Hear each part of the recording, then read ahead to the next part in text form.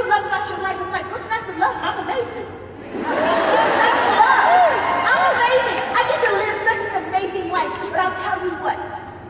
Once I figured out what my purpose was, I understood that lots of people knew what their purpose was, but just because they knew what it was, doesn't mean that they were willing to walk in it with principle. That's the next piece. What is your principle? How do you define what your principle is? You have to determine what your non-negotiable values are. One of my non-negotiable values as a Christian is that I don't sleep around outside of marriage.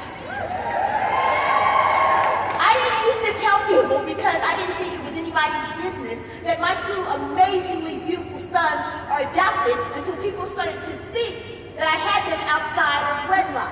And I needed to make sure that people understood that I wasn't saying one thing from a stage and living something different on the side. Both of my beautiful sons are adopted because I don't believe that it's okay as a Christian.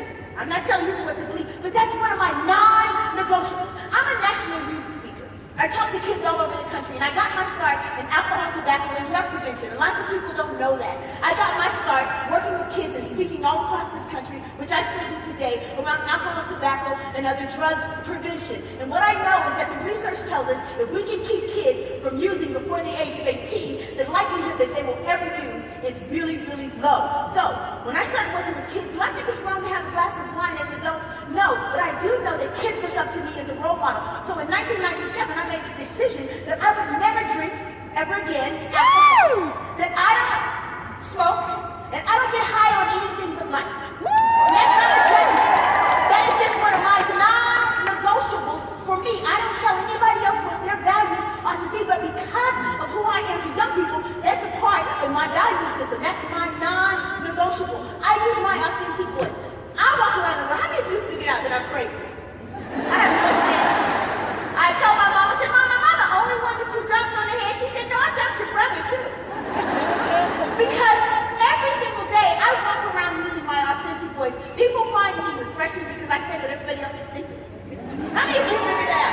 I don't sugarcoat things. I say exactly what's on my mind. When something's happening, people are always looking at my page like, what is T saying? And when I'm silent, they're like, boy, your silence is deafening. And it's because I always use my authentic voice, because one of the things I promised God is that I would always speak up for what I believe was right whenever I believed that it was right. You have to value your values. Make sure that your walk lines up with your talk. Sometimes people say they believe one thing. You all say, I believe that 31 can free women, but I won't share it. I believe that economic empowerment rests in this company, but I won't give it to anybody but my friends.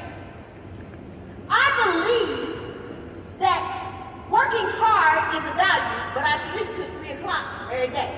And call it a business. My friend Mo Wright always says, whenever people say, oh, I'm a consultant, he said, unless you have business,